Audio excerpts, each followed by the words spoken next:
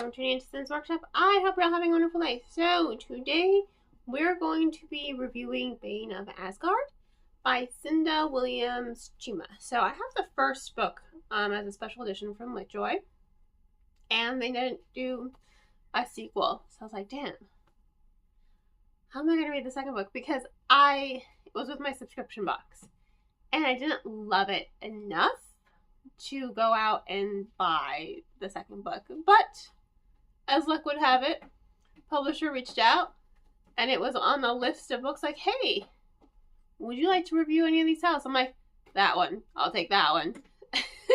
So I got it for free from the publisher. So this is a long overdue review, right? It's cold out, okay? Cup of coffee warms my hands. The heat in my house doesn't work. I live in Florida. You would think it's not really a concern. Nah, it's like 30 degrees outside right now. It's a concern. Anyway, I had the same feelings as I did when I read the first one, Children of Ragnarok. This book is long, and it feels long. And that's my problem. I don't mind big, chunky books. In fact, if I see a big, chunky book at work, I'm like, ooh, yes. Prairie the Orange Tree, When the Moon Hatched. Like, those are not small books. They are chunky, and I like chunky. I like gravitate towards that when it's, it's a nice thick book. I like big books, I cannot lie. My inner weirdo is coming out.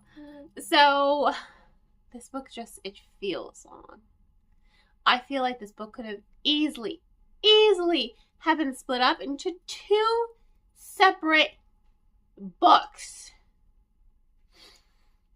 Because it's just like, what? You have 3 characters. You have your 2 main POVs. You've got Regan and what is his name? Erickson? Fill out the notes, shall we? I think it's Erickson.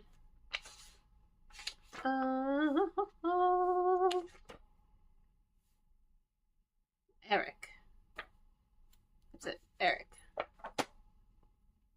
So they are each other's love interests as well. She's a healer, but she can also raise the dead. I'm thinking, okay, that's cool. We're getting some Norse mythology in there. I feel like there just wasn't enough Norse mythology. And this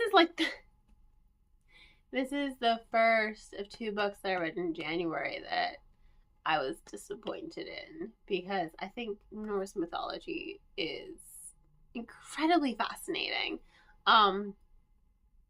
I don't think I love it as much as Greek mythology. I grew up on Greek mythology. Like, those were my fairy tales when I was a kid, My mom took a course in it when she was in college, so that's why it's like very close and dear to my heart, and why I love Greek mythology so much.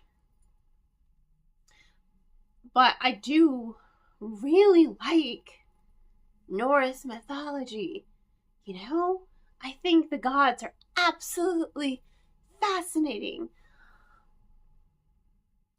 But Brigid and Hel and Freya, Odin, they are fascinating. We've got Haydn in this book, but Haydn's not really there.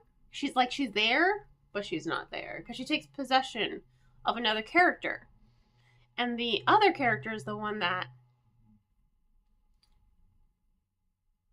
it gets most of the personality and development. Haydn doesn't, so it's kind of like unfortunate. You don't really get to see any of the gods. I just think it was a little disappointing, and I felt like it dragged. It really felt like it dragged. And I'm like, okay, can we move on here? He returns home, and a decade has apparently passed, but for him it's only been a year. And that was an interesting aspect that they really didn't develop really well. Because why all of a sudden is a decade passing when anytime anyone else used to visit New Jotunheim, a decade wouldn't pass. It would be the same amount of time. So that's an unanswered question. I think it's just, I was bored. I wanted more. I wanted way more than what I got than when I was reading the book. And that's really disappointing to me. Because I was so... I think I actually like book 1 now better. I was so looking forward for this book to be an improvement. They're Asgardians. Okay. Are we going to see any of these actual Asgardians? No, anyone born with Asgardian blood has magic in them. Like, okay, are we going to see any actual Asgardians come around? So it was really a big letdown for me. I mean, I think there's so much more that could have just been done with the story, fantasy-wise, right? Because I love, the Northmen and Vikings, there's so much lore, right? A Fate Inked in Blood, that was really good. Definitely expanded on the lore a lot, and the gods.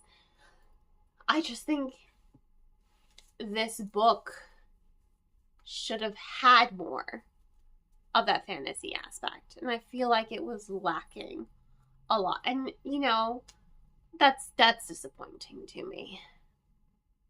It dragged. It bored me. And I hate when a book bores me, because it's not even that it was poorly written, because it wasn't badly written. I just think the story itself was boring. And I think it also annoys me because there's so much potential, It's like when they do Greek mythology stories and they make movies and then they just kind of chuck everything to do their own thing. It's just like, why are you chucking it? It's already there. Like, all the drama is already there. The drama, the fantasies, it's already there. Just make it flashier. Don't just change it. It's like, just make it flashier for the love of God. So it's like it exists. Do something with it. The lore is already there. Do your own spin on it. Make it more dramatic. Just don't make it boring. And then don't tarnish the original, mythos. Like with Fate Inked in Blood, that one, I don't feel like it tarnished anything when it came to the mythology. I felt it kept true to who the gods were, right? But it took its own spin. Lore Olympus, it takes its own spin on Greek mythology, and I fucking love it. Girl Goddess Queen takes its own spin. Persephone and Hades. I mean, just reinvent it in a way that doesn't tarnish, Just reinvent it.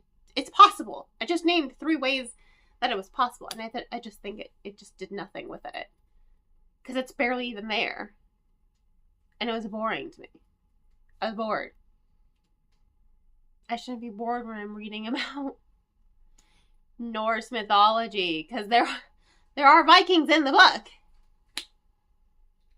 But I was bored, and that's what's really disappointing to me, that I was just ultimately bored. It's not even that it was poorly written, I just think the story itself was just boring. And I hate that.